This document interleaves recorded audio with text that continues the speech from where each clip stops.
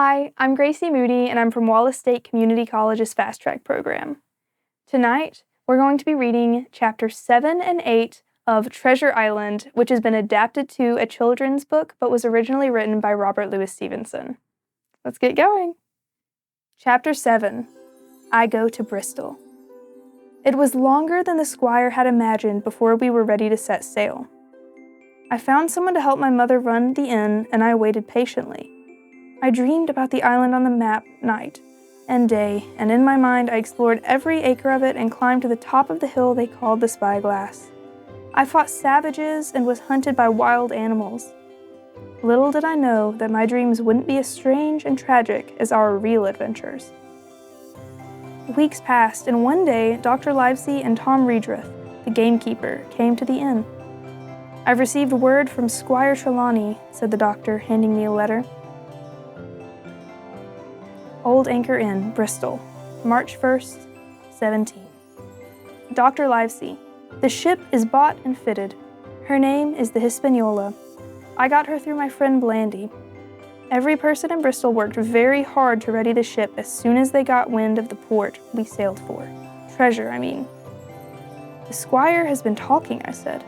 Yes, said the doctor, disappointed but not surprised. Read on. I had trouble finding a crew, till a stroke of luck brought me to the very man I needed. I was talking with an old sailor who wanted to get to the sea again, and I hired him on the spot to be the ship's cook. Long John Silver he is called, and he has lost a leg in the service of our country. We got together a group of the toughest old salts imaginable. I am in excellent health and spirits. Seaward ho! Now, Livesey, do not waste any time. Let young Hawkins go to see his mother, then come quickly to Bristol. P.S. I should also tell you that Blandy will send a ship to look for us in August if we do not return by then. John Trelawney. With this news, I went to see my mother and was glad to see the inn had been repaired and repainted. And although I was sad to say goodbye, I could not help but think of the adventure that awaited. We set off for Bristol by carriage at dusk.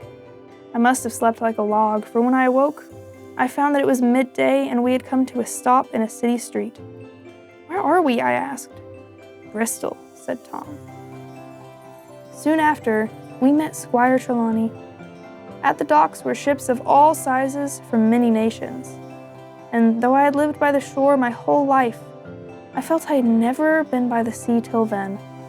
And I was going to sea myself, to an unknown island, to seek buried treasure. Here you are, cried the squire, dressed from head to toe in a blue sea officer's uniform. Bravo! The ship's company is complete. Sir, when do we sail? I asked him. We sail tomorrow. Chapter 8. At the Sign of the Spyglass. The next morning after breakfast, the squire gave me a note addressed to John Silver at a tavern called the Spyglass. I had no trouble finding the place, and I hadn't been there long when a man came out of a side room that I was sure was Long John. He was tall and strong, with his leg cut just below the hip. He was not at all the buccaneer I had expected. He was clean, with a pleasant look on his face. On a perch nearby was his parrot. To tell the truth, when I had first heard of the one-legged sailor in Squire Trelawney's letter, I was sure it was the one-legged pirate of my nightmares that the captain had warned me about. But one look at this cheerful man, and I knew it wasn't the same sailor. I quickly introduced myself to him and handed him the note. Oh, he said, you must be the new cabin boy. He took my hand in his large, firm grasp. Just then, across the bar, a man rose and made his way to the door. I knew who he was instantly when I saw the two missing fingers. Stop him, I cried. It's Black Dog. One of the men near the door took off after him. Who did you say he was? Asked Silver. Black Dog? I don't know the name, but I know I've seen his face. He used to come in here with a blind beggar. I told him about my run-in with Black Dog and the blind man, and was happy to know he disliked them as much as I did. When we got back to the inn, the squire and Dr. Livesey were sitting together talking. Long John told them about Black Dog, and he was sorry he had gotten away. After Silver left, Dr. Livesey said to the squire, "I don't always agree with your judgment, but I must say, John Silver suits me. Let's take Jim here to the ship." When we went aboard, we were saluted by the first mate, Mr. Arrow, an old sailor with gold earrings in both ears. He and the squire were very friendly, but I noticed the captain, a sharp-looking man whose name was Smollett, seemed weary. He said to the squire, "I don't like the crew, and I don't like my officer, Mr. Arrow. That's the short and sweet of it. And I don't like voyages where even the cook's parrot knows more than me and blabs secret details to everyone. I think it's a very dangerous voyage we are about to go on." "I have not breathed a word of the map or the treasure," said Trelawney, and we believed him.